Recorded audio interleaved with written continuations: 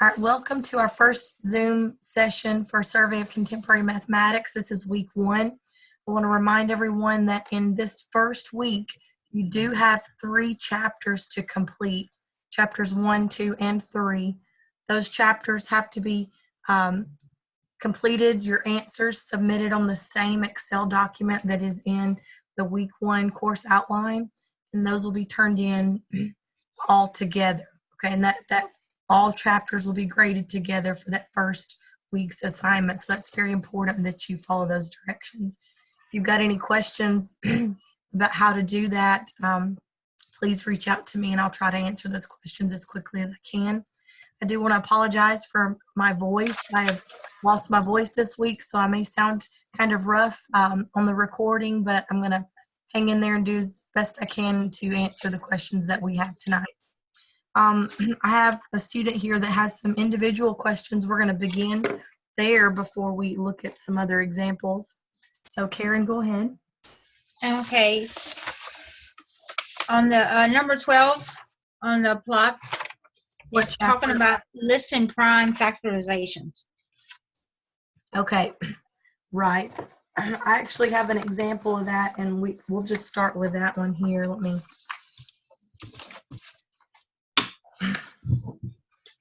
All right, so I'm gonna just create another example for us instead of that exact problem. But a factor is a number that divides evenly into this number. 60 has several factors. I'll just talk about those for a second. Factors of 60 are all the numbers that multiply together to be 60. So I could say, 1 and 60, 1 times 60. 2 times 30, 3 times 20, 4 and 15, 5 and 12, and 6 and 10. I believe that's all of those there. Those are all the factors of 60. These numbers will divide evenly into 60 to get another whole number, okay? Those are all factors, but not every factor is prime. So I'm going to just review that definition with you here. Prime numbers are numbers that are only divisible by 1 in themselves. Here are some examples. 2, 3, 5, 7, 11, 13, so on. Not every odd number is prime, but the only even prime number is 2, because every even number after 2 is divisible by 2. Notice 1 is not a prime number because it only has 1 factor. And by definition, prime numbers have 2 factors, 1 in themselves. Like the only numbers that multiply to be 7 are 1 and 7. The only numbers that multiply to be 23 are 1 and 23. Now, if it's not prime, it's considered to be composite. These numbers have more than 2 factors, and here are some examples here. Like 12, 1 and 12 are factors, but so are 2 and 6 and 3 and 4. So first of all, we have to understand what a factor is, what a prime number is, and then we can be able to give prime factors, okay? So prime factors, we do what's called prime factorization to find those. This is where we want to factor this number down to only prime numbers that would multiply to be 60. I'm not sure what technique the book uses. I believe it would do a factor tree, but that's how I teach my students. We're going to begin by factoring down to just 2 numbers that multiply to be 60. And you could choose any of the sets we listed above. I'm going to just pick 6 times 10. I could have used 2 and 30 or 4 and 15. It doesn't really matter. But neither of these numbers are prime. Both of them could still be divided by something else. So we're going to continue down the factor tree until we only get prime numbers. Factors of 6 are 2 times 3. Factors of 10 are 2 times 5. Now, what I've done now is I've taken it all the way down till I only have prime numbers. The only factors of 2 are 1 in itself. The only factors of 3 are 1 in itself. The only factors of 5 are 1 and itself. So this is my answer. 60 is 2 times 2 times 3 times 5. Now, I'm not sure if your question would ask you to write your answer in exponential form. Notice there are 2 2's. So I could write that as 2 squared. Square, right? Yeah. Times 3 times 5. Notice I'm using this symbol for multiplication instead of this. Yes. I know it's kind of hard to input that into Excel. This is not a decimal point. If you have trouble finding that under the symbols, I will accept an asterisk for multiplication. I think that's kind of common to do that. So I will accept an asterisk in the place for multiplication. Okay. Let me talk about how to input an exponent into Excel because it's tricky. Right above the number 6 key on the keyboard, there's what we call this caret key. Right. I'm going to just flash my keyboard up here. The number 6 has this little symbol right here. This is what we call the caret key.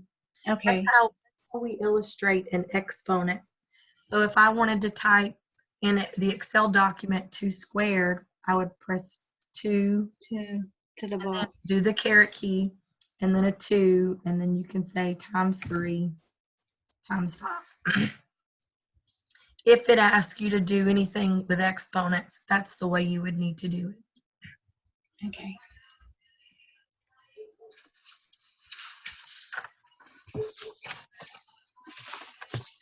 Hopefully that will help you answer that specific question. It did, and thank you so much. Good. What else do you have?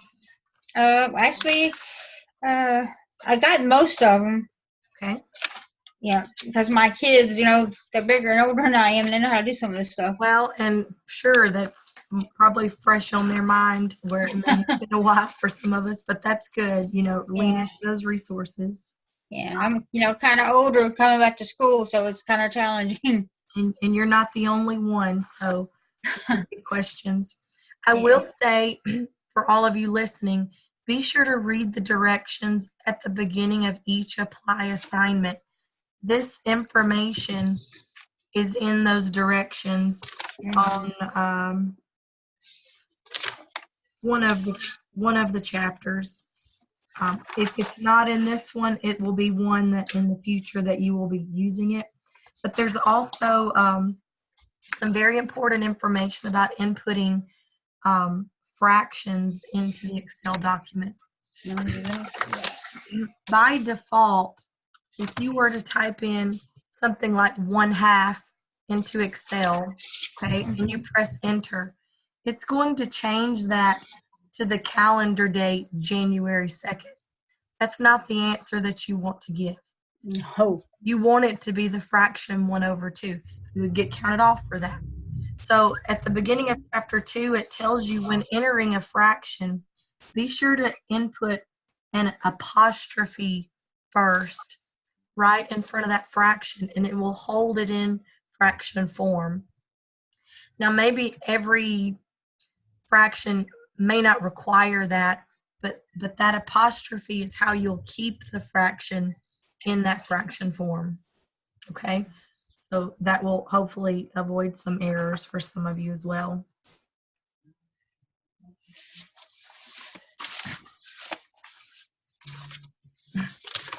And while I'm just going over these instructions, let me just say one more. If you had to talk about a repeating decimal, okay, I'm just going to input this in my calculator. 1/3 is a decimal that goes on forever. Now, normally in math, we would use what's called a repetend bar to do that, but there's really no way to illustrate that repetend in the Excel document. So on chapter 3 in the directions, it says for us to show that as a repeating decimal, to list that repeating part, just the repeating part out several times, and then we'll use the ... that ellipsis to show that it continues to go on forever. Now, I will say, like if I were to do 2/3, okay, your calculator is only going to go out so far, and then it may show another number. That's just because your calculator rounded up. But as we can see, it's the 6 that is repeating. So to type that in Excel, to show that it's the 6 that repeats, we'll list that several times. Then the ... that ellipsis, will tell me that you're communicating to me that that's a repeating decimal. I think there may be an opportunity for you to do that on one of the problems this week. So be sure to follow those directions at the beginning of the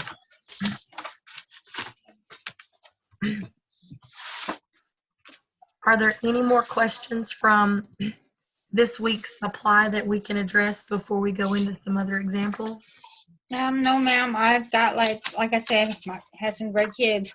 Good. It helped me a little bit, and I didn't know about that prime factorization. Thank you for explaining it. Sure thing. Well, I'll go through a few more examples just so we can have those for our video tonight. I especially want to talk a little bit about greatest common factor and least common multiple, because those are confused quite a bit. I see some errors in that for students, but let me also do a little bit more with notation. So we talked a little bit about exponents and how to put those in the Excel document. But remember, exponents tell us how many of the base that we have. X to the 5th power. In this example, X is my base. 5 is the power. We call that the exponent. The power tells us how many of the base that we have. So X to the 5th power is X times X times X times X times X. Okay. If I have 4 to the 3rd power, that's 4 times 4 times 4. And if we had to evaluate this, I would multiply 4 times 4 and get 16. And 16 times 4 would equal 64. There may be problems where you're asked to, write that out expanded, or it may ask you to put it in exponential form. But definitely when you have to simplify, please know that you do not multiply a base times its exponent, but the exponent tells you how many of the base number that you have. All right, so that's important as we get into order of operations. You may remember this as PEMDAS. Please excuse my dear Aunt Sally. That represents the order that we will perform operations in a problem that have multiple steps. So if we have parentheses or any grouping symbols, we will start with those. If there's more than one, we'll work on the inside out, okay? So parentheses, brackets, braces, even fraction bars are considered a grouping symbol. Exponents would come next.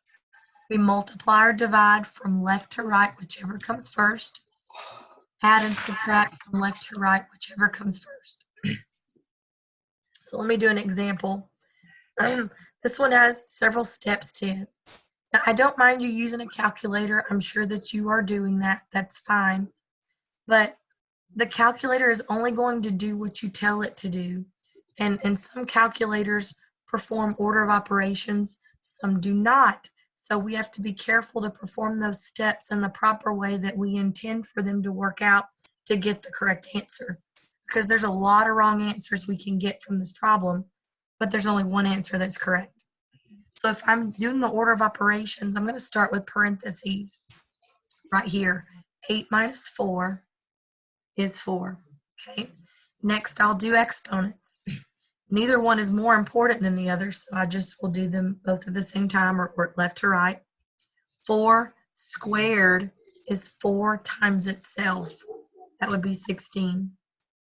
5 squared is 5 times 5. We get 25. So I'm going to bring down the rest of the numbers and operations. Next, I'm going to look at multiplication and division.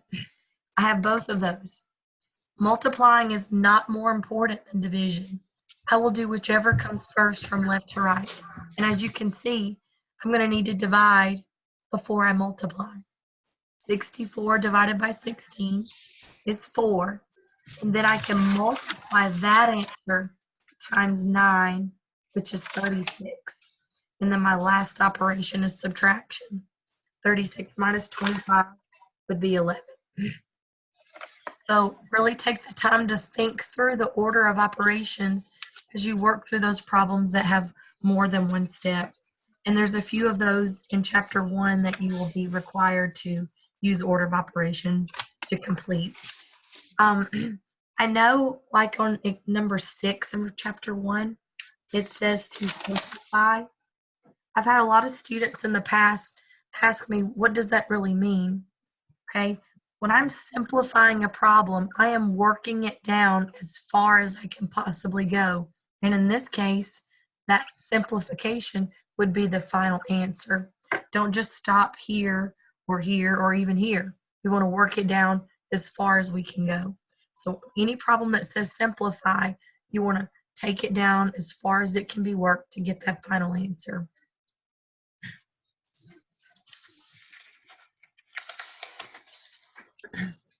Let me talk to you a little bit about least common multiple and greatest common factor. This is something you'll see in chapter 2.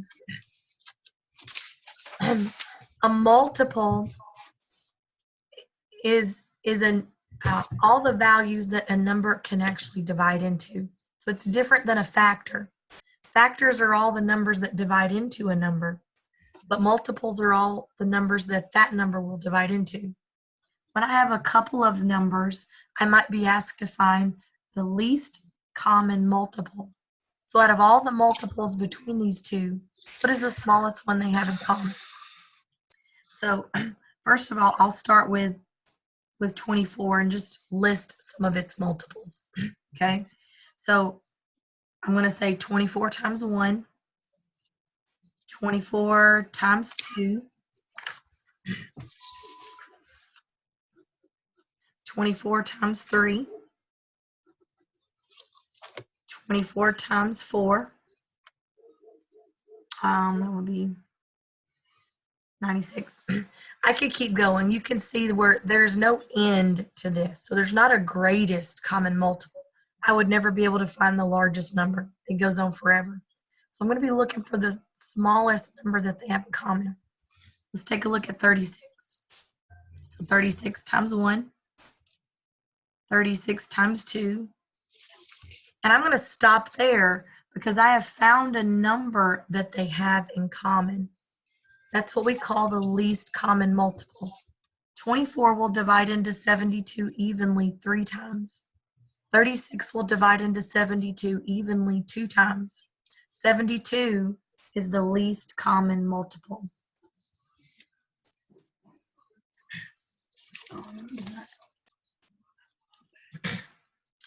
Now that's different from greatest common factor. A little bit ago, we found all the factors of 60. That was all the numbers that divide into 60, okay? So if I'm given a couple of numbers and asked to find the greatest common factor, I want to know what is the largest number that divides evenly into both of those numbers. Where these divided into 72, I want to know what number divides into them. And notice I'm using the same numbers because I want you to see how this is worked out differently. And to work this problem, I'll do it like we did before. There's a couple of different ways we can work this out, but I'll list all the factors. 1 times 24, 2 times 12. If you don't know these, you could just take a calculator and start dividing. 24 by 3, you'd get 8. 24 by 4, we get 6. 5 won't go in. When you write them in this way, it kind of helps to make sure you include everything, because they'll meet in the middle. All right, so factors of 36. 1 times 36. 2 times 18. 3 and 12. 4 and 9, and 6 times 6. I don't have to list 6 twice. So what I could do here is go through and see What all do they have in common? They both have a 1, Mm-hmm. 2, 3, 4, 6, and a 12, okay? Those are all the common factors. Notice we would never have a least common factor. If that was the question, 1 would always be the answer. So that's not a thing. Here we're looking for the greatest common factor. What is the largest number that divides into 12 and into 36? And you can see that here from our list. It's 12. Okay, so study those examples because you will have a question in chapter 2 that asks for a greatest common factor and another question that asks for the least common multiple. Don't get those confused. They're not worked the same way and the answers are different.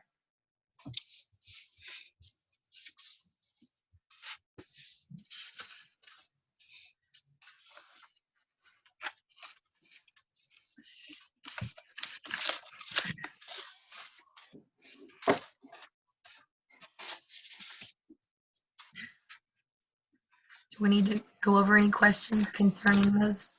No, I think you answered my questions. Good. I'm just so tired. I'm just like exhausted. I know.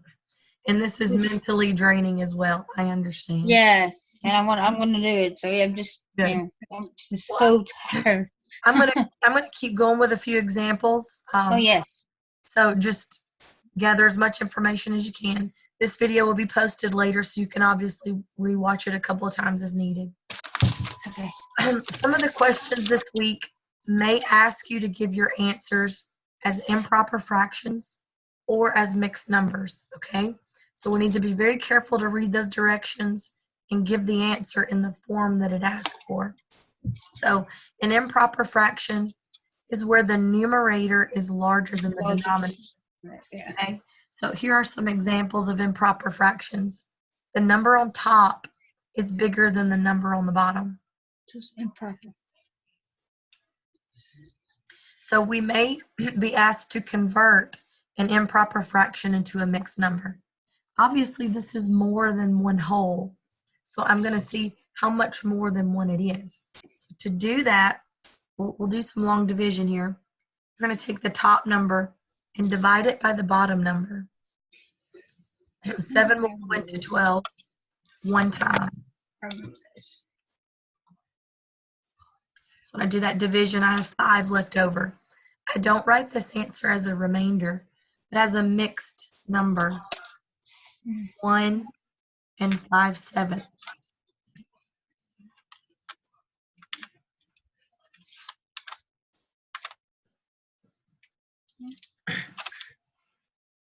Okay, I'm going to do another one like that. 7/3 is an improper fraction. The number on top is bigger than the number on the bottom. So to change that to a mixed number, we divide the top number by the bottom number. 3 will divide into 7 2 times. 2 times 3 is 6. When we subtract, we get a leftover number, a remainder of 1. To rewrite that as a mixed number, we get 2 and 1/3.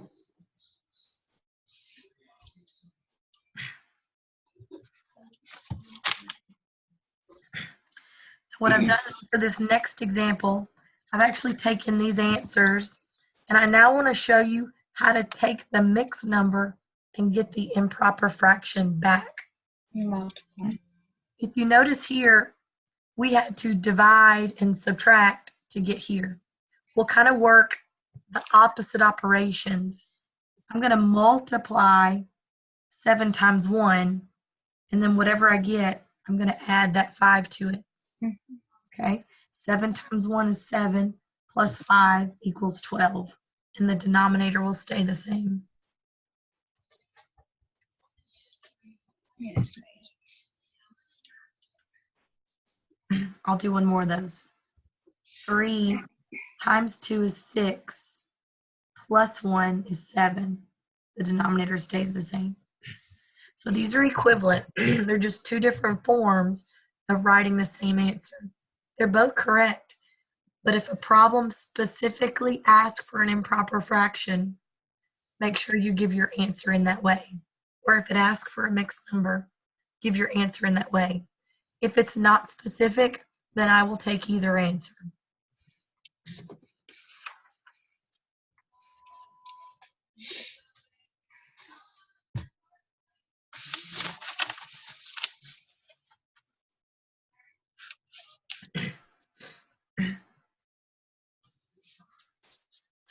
Any questions there? No, thank you. All right, I want to go over a couple of things right here. How we might have to find equivalent fractions. When we're adding and subtracting fractions, it's important that we have a common denominator in order to do that. So we need to know how to do this step in order to get those equivalent fractions. You might even have a question similar to this on the apply. How do I rewrite 5/8 to become a fraction whose denominator is 32? In math, it's always okay to multiply by 1. This is the identity property that says 1 times anything is that same thing. But in math, 1 can come in a lot of different forms. 2 over 2 is 1. 5 over 5 is 1. Negative 11 over negative 11 is 1. So sometimes it might be important for me to multiply by 1, but I might need another version of 1 to get an equal value. See, I want to know what fraction is equal to 5/8, but it's going to have a different numerator and denominator that are still equivalent to the same value. So I have to decide, what would I multiply times 8 to get 32? 4. Yeah, 32 divided by 8 is 4. 4. If I multiply the bottom by 4, I would have to multiply the top by 4, because 4 over 4 is just 1. And it's okay to multiply by 1. That gives me 20. So that equivalent fraction would be 20 over 32.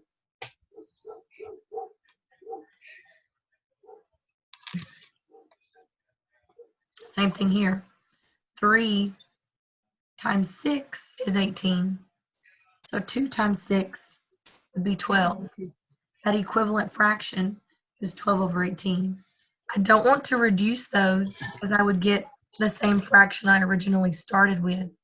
So the reason that I need to know how to do that step is in order to add and subtract fractions. And that is the rule for adding and subtracting fractions, is you must have that common denominator in order to add and subtract them. I'll work just a few more problems with fractions to finish up tonight. One big mistake a lot of students make is they just see adding and they want to add the top, add the bottom, and get their answer. You can't do that. It's not 10 over 20. That's not the answer here. But what I need to do is find a least common multiple between 8 and 12 so that I can find that common denominator. So just like before, I can list some of those multiples. 8 times 1, 8 times 2, 8 times 3, 8 times 4, 4 times 1, 4 times 2. And I stop here because I found the common denominator.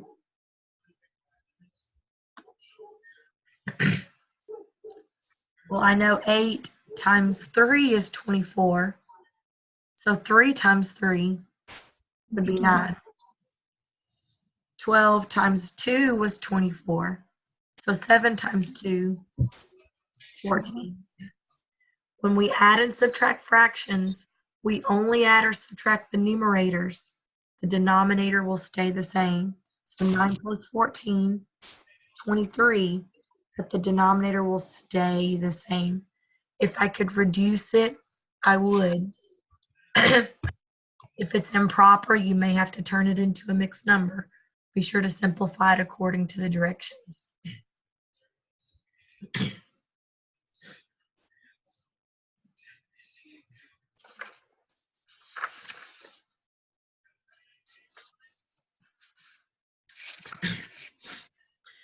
When we multiply and divide, you do not have to have common denominators, okay? But I do want to go over how to multiply and divide with mixed numbers. because even if you have a calculator to work with, this might be kind of complicated to put it in there. If problems contain fractions, it's proper to give your answer in fraction form. If a problem contains decimals, it's proper to give your answer in a decimal form, unless it asks for another form. So how do I do this? It's not as simple as multiplying 2 times 3 and 1/3 times 7/8. When we multiply or divide with mixed numbers, you have to turn them into improper fractions first. We have to do 3 times 2 is 6, 6 plus 7. plus 1 is 7. 8 times 3 is 24, plus 7, 31. So when we multiply, you're going to multiply the numerators. 7 times 31 is 217. Multiply the denominators. 3 times 8. 4. That answer is correct. If it asks you to change it to a mixed number, then we would have to do that. We don't really want to do this in the calculator because it's going to give us a decimal. But I want to show you how it can at least be useful.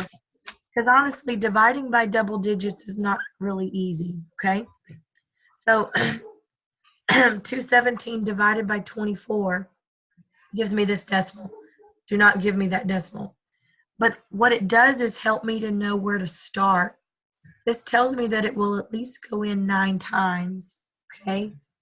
24 times 9 is 216. So that at least helps me know how to get started. And then I can convert that into my mixed number. 9 and 1 over 24.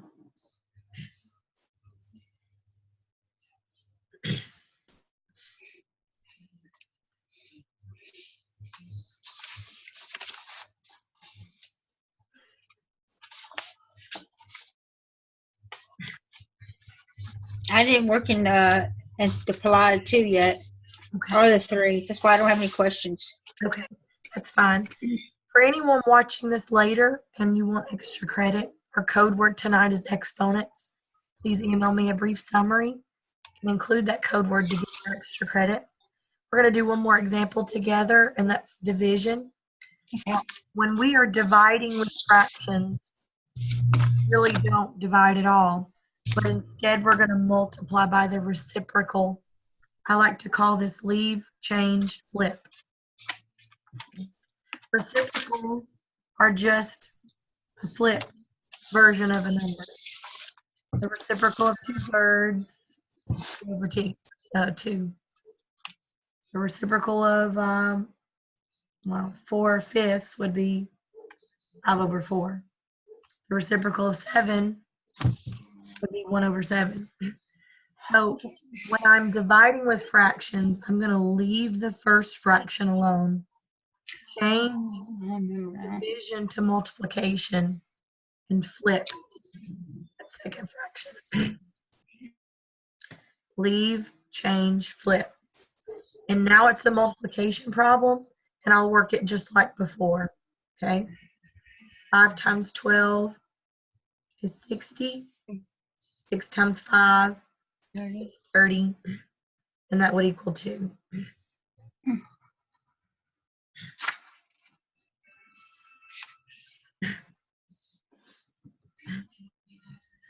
In the older Zoom video that I emailed yesterday, there are more examples if you find yourself needing some extra help. I do encourage everyone to reach out. I will try to respond to any text messages or voicemails or emails as quickly as possible to help you guys work through this first week's assignment. Please do not wait to the last minute because you'll find yourself very overwhelmed with all the work. This is as easy as it's going to get because every lesson from here on out will build upon these skills. So I challenge you to really do well in this first week and ask as many questions as you need to get in a good position for yourself on those grades. So thank you for watching. Please keep in touch if you have questions.